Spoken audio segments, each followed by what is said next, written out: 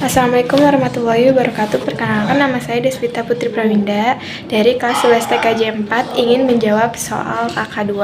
Yang pertama, baca dan cermati artikel tentang bagaimana pemecahan masalah jaringan dari berbagai sumber dengan baik. Cek APN, akses point names, pastikan dokter aktif dan Anda berada dalam jangkauan. Jika lokasinya terlalu jauh dari router, Anda tidak dapat memperoleh sinyal, jadi pastikan Anda berada dalam jangkauan. Pastikan WiFi aktif dan dapat melihat jaringan Anda. Tinggal ketik pengaturan WiFi dan pastikan WiFi aktif. Jika diminta, masukkan kata sandi WiFi. Jika diminta, Anda tinggal masukkan kata sandi untuk jaringan WiFi. Untuk memeriksa masalah dengan jaringan WiFi, jika iOS mendeteksi masalah dengan sambungan WiFi, saran WiFi akan ditampilkan di bawah nama jaringan WiFi yang tersambung. Yang kedua, kumpulkan berbagai informasi tentang diagnosis dan memecah masalah dengan menggunakan alat dengan sumber daya yang tersedia dari berbagai sumber yang relevan. Jawabannya yang pertama, periksa apakah komponen dan kabel telah terhubung dengan baik. Ini penting apabila Anda baru mengupgrade komputer. Buka casing komputer dan pastikan semua kabel, keping, RAM, dan kartu video, video card, kartu suara, sound card, kartu jaringan, dan komponen lain telah terpasang dengan benar pada papan induk, motherboard.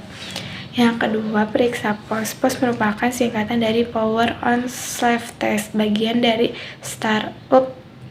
Komputer ini digunakan untuk mendiagnosis keyboard, RAM, random access memory, cakram keras, hard disk, dan perangkat keras lain untuk memastikan semuanya berfungsi normal. Yang ketiga, periksa waktu pemuatan sistem operasi. Waktu yang diperlukan dalam komputer untuk memuat sistem operasi tergantung pada perangkat keras yang digunakan.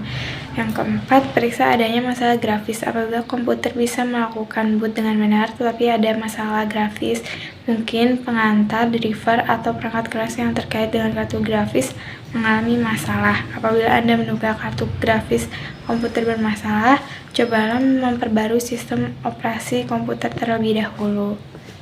Yang kelima, periksa adanya masalah perangkat keras. Masalah perangkat komputer banyak yang disebabkan oleh kegagalan perangkat keras atau pengantar perangkat keras yang bermasalah.